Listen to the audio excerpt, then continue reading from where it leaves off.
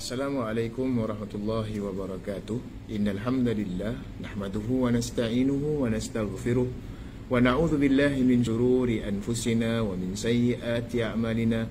May yahdihillahu fala mudilla lahu wa may yudlil fala hadiyalah.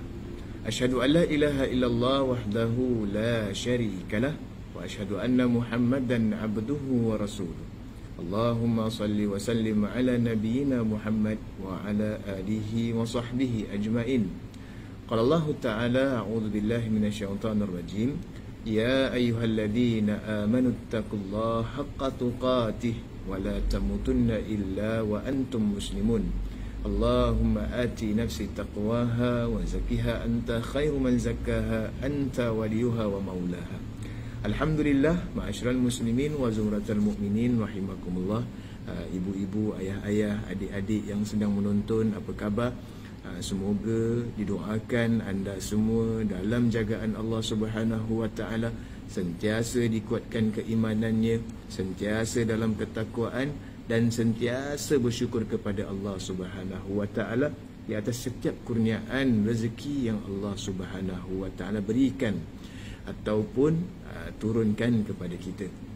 Jadi alhamdulillah, kita bersyukur kerana kita masih jadi orang Islam, kita masih lagi bersama bagi sesi pertemuan kuliah Maghrib anjuran Masjid Kampung Siglap, dan kita doakan mudah-mudahan program masjid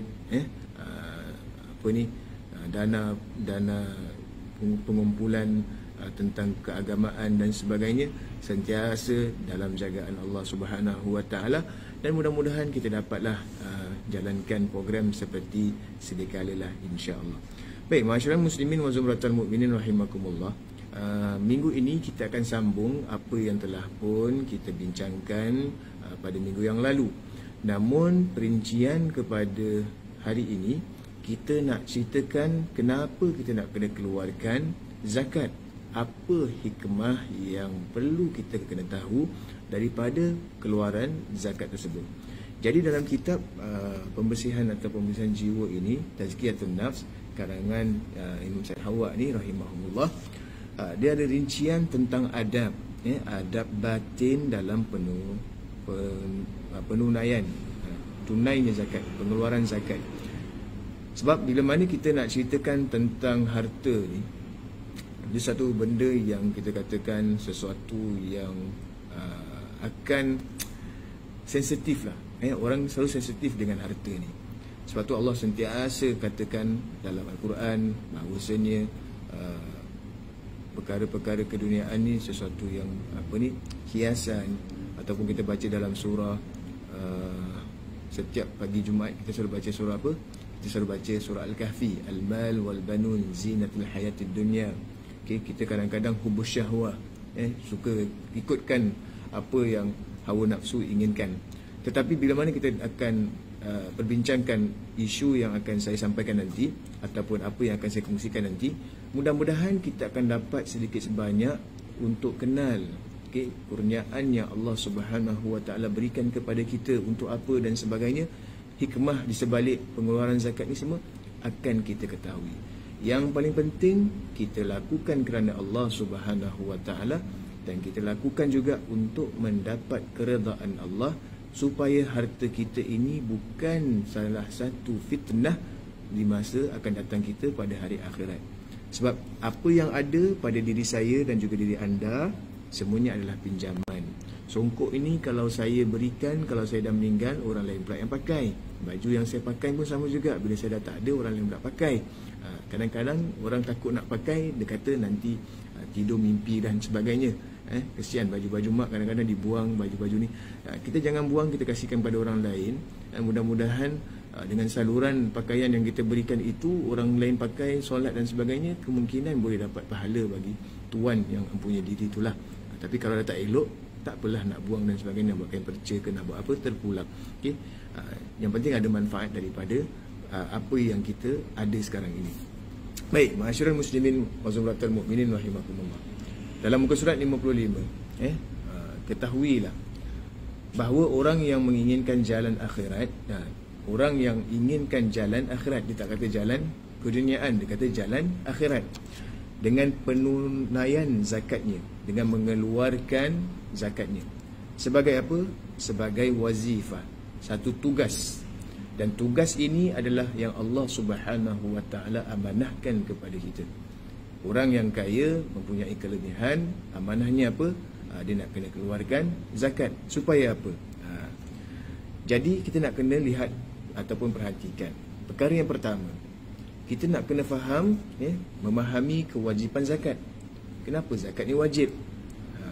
Makna dan muatan ujian yang terdapat di dalamnya. Ada beberapa perkara ujian bila mana kita nak keluarkan zakat ni.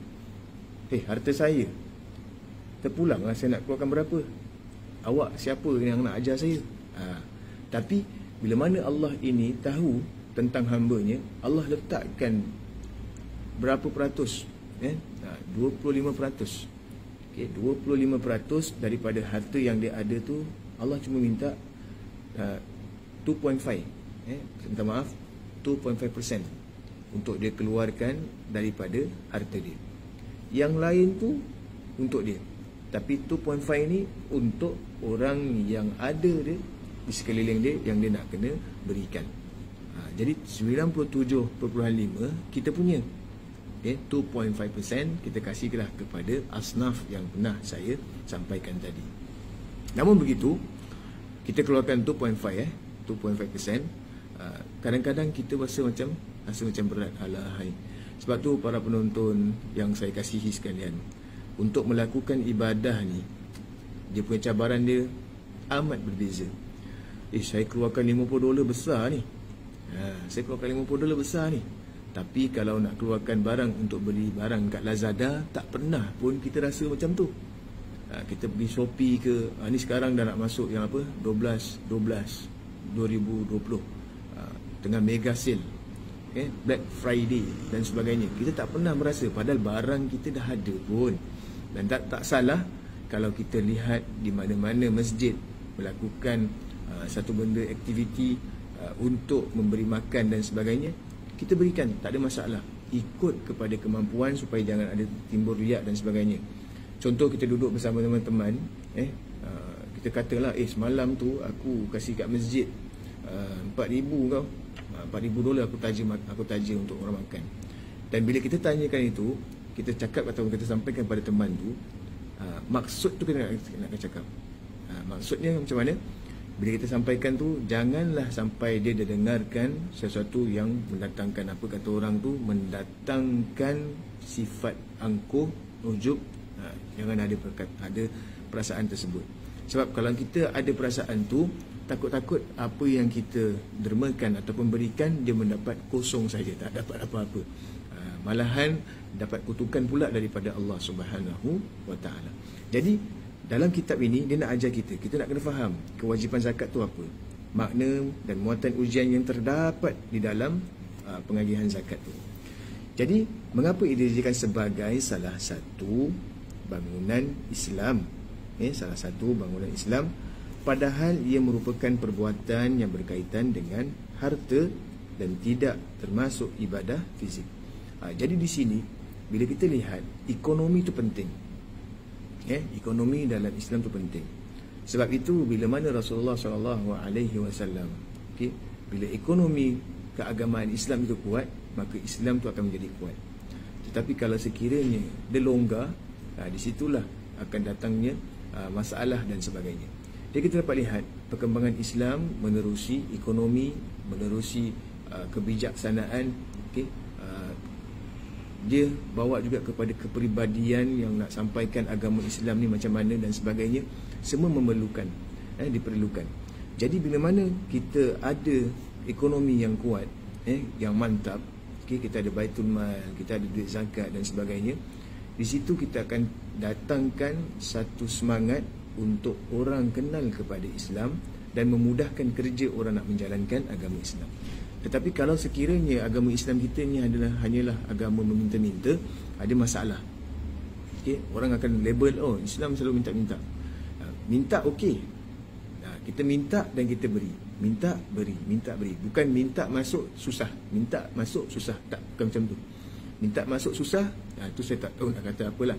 Tapi bila kita minta, kita berikan dengan kemudahan. Bila kita memberikan kemudahan, Allah akan mudahkan urusan kita. Ingat tu je. Kita mudahkan urusan orang, Allah mudahkan urusan kita. Kita susahkan urusan orang, Allah susahkan urusan kita. Jadi dalam kehidupan macam tu.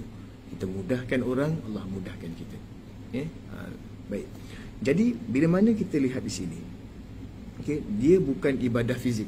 Macam solat. Solat dia buat apa? Kita ada ritual, kita duduk, kita rukuk, kita sujud, kita dan sebagainya lah. Ada bacaan zikir dan sebagainya. Tetapi dalam zakat ni, kita keluar pula harta kita untuk orang belanja harta kita. Maksudnya orang yang tertentu ini ambil harta kita, yang telah diwajibkan oleh Allah Subhanahu Wa Taala, supaya dia dapat hidup, supaya dia dapat hidup, teruskan kehidupan dia. Dan di sinilah hubung kait yang kita katakan hubungan manusia dengan manusia. Anda senang, tetapi kawan sebelah masih lagi dalam keadaan susah. Kita tidur lena, kawan kita mungkin tak dapat tidur lena. Kita kenyang, kita makan sedap, mungkin kawan kita hanya dapat tengok makanan, hanya ambil bau saja. Ini bukan cerita 3 Abdul ambil bau saja, lepas tu tepuk tangan, tak. Macam mana yang Rasulullah SAW ajar dalam kitab Syama'il Muhammadiyah karangan Imam Tirmidzi, nak dikatakan makanan tu berkat bila mana kita mulakan makanan itu dengan perkongsian. Mulakan dengan bismillah. Makanan 1 bungkus dimakan untuk 2 orang. Makanan 2 bungkus dimakan untuk 4 orang. Macam tu. Itu nama dia keberkatan. Dan keberkatan tu yang kita nak. Bukan lauk yang sedap tetapi tak berkat. Ada satu hadis tu dalam kitab Syama'il Muhammadiyah, hadis karangan Imam Tirmidzi. Kita tengok seorang sahabat ni makan.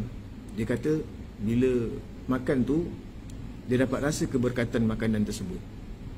Tetapi entah di tengah-tengah ni datang seorang badui, datang duduk, Jami datang makan duduk, tiba-tiba dia rasa macam keberkatan tu macam ditarik sedikit demi sedikit demi sedikit.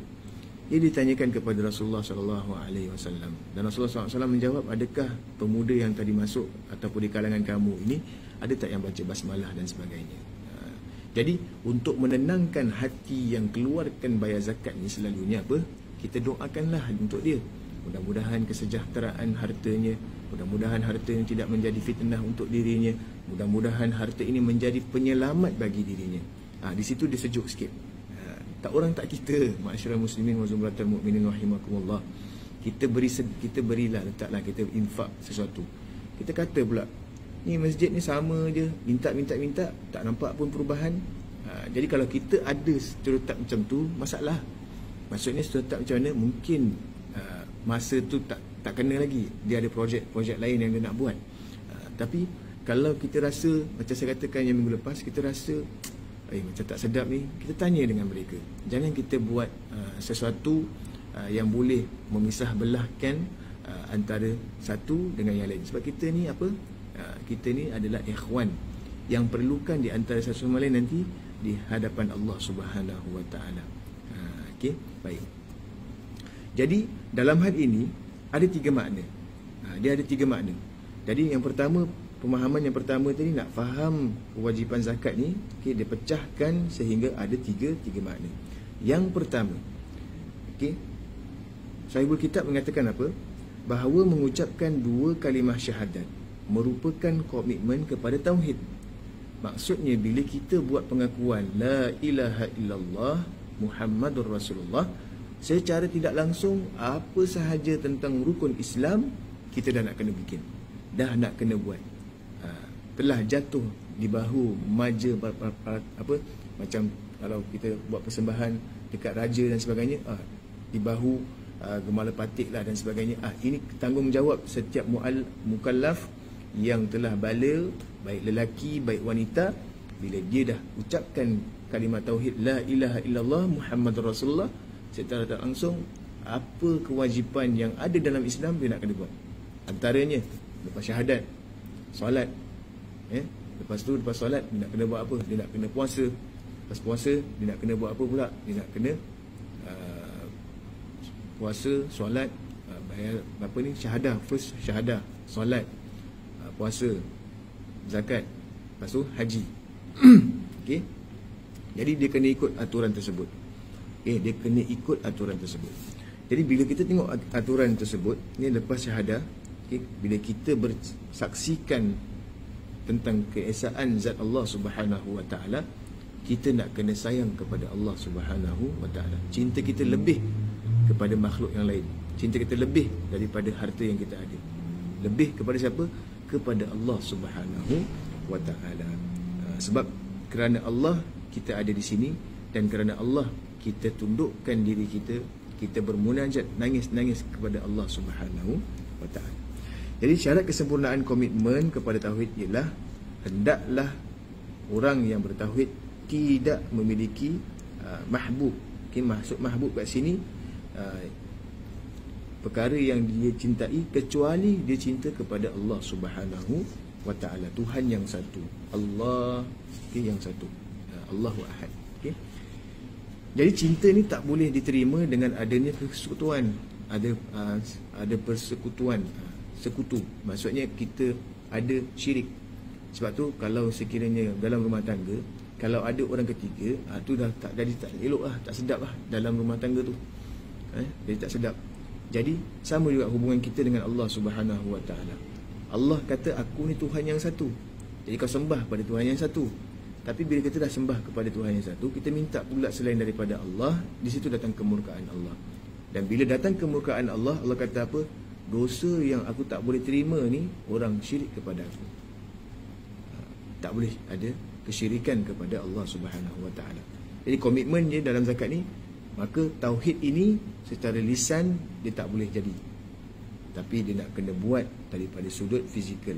Jadi bila kita sayang, ada pengorbanan. Apa pengorbanan dia? Saya nak keluarkan sebahagian daripada harta saya kerana Allah Subhanahu wa taala. Jadi Allah katakan apa? Allah janjikan dalam surah Taubah ayat 111, maksudnya sesungguhnya Allah telah membeli dari orang-orang mukmin diri dan harta mereka dengan apa? Dengan syurga. Allah ikat orang mukmin ni yang sanggup kurbankan harta dia, sanggup kurbankan tenaga dia kerana Allah, Allah ikat dia dengan apa? Allah janjikan dengan syurga yang kekal abadi. Masyarakat muslimin, kita nak syurga, mesti kita nak kena berusaha. Kita nak syurga, mesti kita kena kurban. Kurban daripada sudut lisan kita, dari sudut perbuatan kita, daripada sudut hati kita. Semua ni nak kena jalan sama, seiring. Sebab tu kita minta dalam solat kita panduan daripada Allah, ihdinas siratal mustaqim. Selalu minta tu. Jadi biarlah semua panca indera kita ini kita serahkan kepada Allah Subhanahu wa taala. Baik. Jadi bila kita nak tengok kepada tauhid ini, saya boleh kita pecahkan lagi. Ada beberapa kategori insan ataupun manusia dalam mengeluarkan apa? Dalam mengeluarkan pengorbanan harta ini. Dalam mengeluarkan pengorbanan harta ini diletakkan kepada tiga konsep manusia. Ada konsep yang pertama, bila benar-benar bertauhid, dia memenuhi janji mereka dan melepaskan semua harta mereka sehingga tidak menyimpan satu dinar atau satu dirham sekalipun. Maksudnya dia serahkan sebulat-bulatnya kepada Allah dan juga Rasul sallallahu alaihi wasallam. Ini kira dah tahap para sahabat lah. Maksudnya kita tengok Abu Bakar As-Siddiq dan juga Umar bin Al-Khattab. Bila mana mereka diminta oleh Rasul sallallahu alaihi wasallam untuk mengeluarkan harta. Umar radhiyallahu anhu dia keluarkan separuh daripada harta. Maksudnya kalau ada 100, 50 dia dah kasih. 50% tu dia dah kasih kepada Rasul sallallahu alaihi wasallam. Jadi waktu dia berikan, Rasulullah tanya, apa yang kamu tinggalkan aku tinggalkan untuk anak-anak lah. Okey, baik.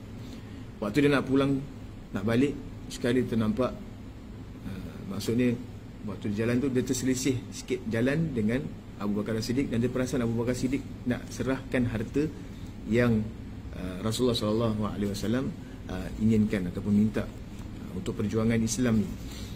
Jadi dia pun ikutlah dari belakang, dia ikut, dia tengok apa ataupun berapa yang Abu Bakar nak berikan kepada Rasulullah SAW.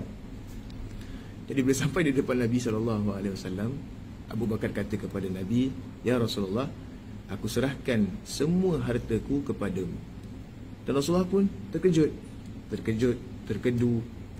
Dan Rasulullah tanya kepadanya, "Apa yang kamu tinggalkan?" Dia kata, "Aku tinggalkan untuk diriku dan keluargaku adalah apa? Adalah Allah dan Rasul." Ma'asyiral muslimin, kalau kita terapkan diri kita dengan Allah dan Rasul, okey, dunia ni di bawah kaki kita, bukan di atas kepala kita. Tapi susah. Saya sendiri yang berbual ni pun sama juga. Yang mana kita mampu untuk lakukan, dipersilakan. Jadi bila Umar nampak perkara itu, Umar pun nak lakukan. Kata Rasulullah, tak boleh. Dia ada perbezaan. Ada yang mampu boleh buat. Maksudnya diberikan semuanya, okay, atas daya kebijaksanaan dia, Allah kurniakan lagi untuk dia.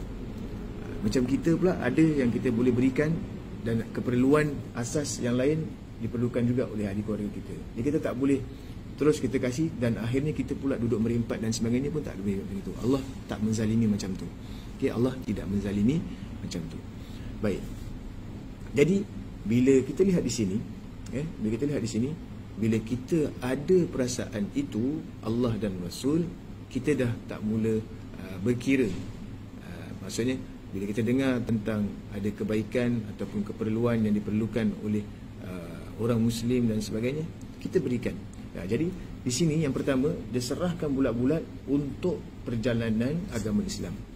Bila dia keluarkan zakat tu, dia memang nak berikan semualah. Maksudnya 8 golongan, orang yang tak masuk dalam 8 golongan pun dapat juga kebaikan yang dia berikan. Manakala golongan yang kedua ni, orang-orang yang memegang harta mereka seraya menantikan waktu-waktu keperluan dan musim-musim kebaikan. Maksudnya dia ada harta, dia tunggu ada tak mana tempat yang perlukan, dia keluarkan lah. Ataupun sampai masa setahun dia keluarkan. Kalau sekiranya dia dah keluarkan harta dia, dia tengok tempat ni perlukan infak, dikeluarkan. Ini di kalangan golongan pertengahan macam kita. Golongan pertengahan, maksudnya dengar saja tentang amal, kitalah orang pertama yang nak bantu, mengikut kepada kadar yang boleh kita berikan. Mengikut kepada kadar yang boleh kita berikan. Maksudnya zakat dah ada penetapan, tapi kita masih cari ruang-ruang yang rongak-rongak dalam diri kita ni. Kita cuba nak tampal dengan kebaikan. Itu bagus. Kita tampal, dan akhirnya penampalan itu menjadi sebuah baju yang cantik. Penampalan tu yang kita mungkin dulu-dulu ada rongak-rongaknya, dulu-dulu ada sikit-sikit kejahilannya, dia tampal dan akhirnya menjadi cantik. Sebab dalam kehidupan ni, dia ibarat kata kita nak kena ada sesuatu yang baik untuk perjalanan kehidupan kita. Jadi dengannya ada sedekah yang kita lakukan, mudah-mudahan mungkin sedekah ini boleh menyelamatkan kita. Kita tak tahu. Jadi dia cari ruang-ruang ni. Dia dengar, masjid nak buat benda ni, saya nak kasih sikit. Masjid ni pula pun nak kasih ni juga, saya pun nak kasih sedikit. Saya dengar keluarga ni tak berapa, ni saya nak kasih dia makan barang-barang asas. Tak ada masalah. Yang penting dia kejar kebaikan tu lillahi ta'ala. Manakala insan yang ketiga ataupun golongan ketiga ni, dia hanya buat ataupun keluarkan untuk wajib saja. Dia sama macam puasa lah. Maksudnya kalau Ramadan, dia baru puasa. Tetapi untuk yang sunnah ni, dia macam ada sikit malas. Dia macam sikit malas sikit. Kadang-kadang buat, kadang-kadang tak buat, macam tu. Tapi kalau yang rajin tadi tu, dia cari ruang-ruang hari Senin, hari Khamis, hari putih, macam tu lah. Ataupun bulan-bulan yang disampaikan oleh Rasulullah SAW, merupakan Rasulullah pernah buat pada bulan tersebut, macam 9 Muharram, 10 Muharram, macam tu. Jadi bila kita tengok di sini, golongan ketiga ni, mereka ni yang boleh dikatakan supaya jangan sampai timbul perasaan tak nak buat langsung. Okey. Jadi Allah tegurlah dalam surah Muhammad ayat 37, jika dia meminta, maksudnya jika dia meminta harta kepadamu lalu mendesak kamu supaya memberikan semuanya, nescaya kamu akan kikir. Kalaulah Rasulullah minta semua harta, kita akan ada si kikir, ini harta saya sih, macam itu. Dia akan menampakkan kedengkianmu, dia akan nampak ada kedengkian pula. Tapi tak, di sini Rasulullah cuma minta kalau sekiranya dah cukup kepada apa yang kamu ada, cukup setahun, baru dia minta. Itu pun berapa? 2.5 sahaja, 2.5%, 2.5. Jadi daripada ini kita dapat lihat betapa indahnya Islam terhadap pengagihan zakat ni. Kita kata kita cinta kepada Allah, kita kena buktikan kecintaan tersebut. Dan bila mana kita tunjukkan kecintaan ni, tak semua orang sempurna. Ma'asyiral muslimin wa zumratal mu'minin rahimakumullah. Saya pun tak sempurna, saya pun ada juga kesilapan dan sebagainya. Saya bukan malaikat. Saya cuma menyampaikan, kadang-kadang penyampaian saya pun taklah begitu seperti mana yang digambarkan. Sebab kita manusia, kita ada kelemahan. Jadi ada peringkat. Peringkat yang paling atas, mereka yang mampu untuk keluarkan semua hartanya kerana Allah dan Rasul. Peringkat yang kedua, dikeluarkan kerana Allah dan Rasul, tetapi kalau sekiranya ada ruang-ruang kebaikan yang didengar, dia akan membantu. Okey, itu kita katakan sedekah. Ruang yang ketiga ni, dia hanya keluarkan hanya certain waktu je.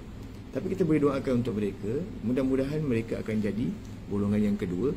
Manakala golongan yang kedua, dia boleh jadi golongan yang pertama, asalkan dia tidak menzalimi orang-orang di sekelilingnya. Bila dia keluarkan harta tu, dia tak adalah menyusahkan anaknya ataupun isterinya.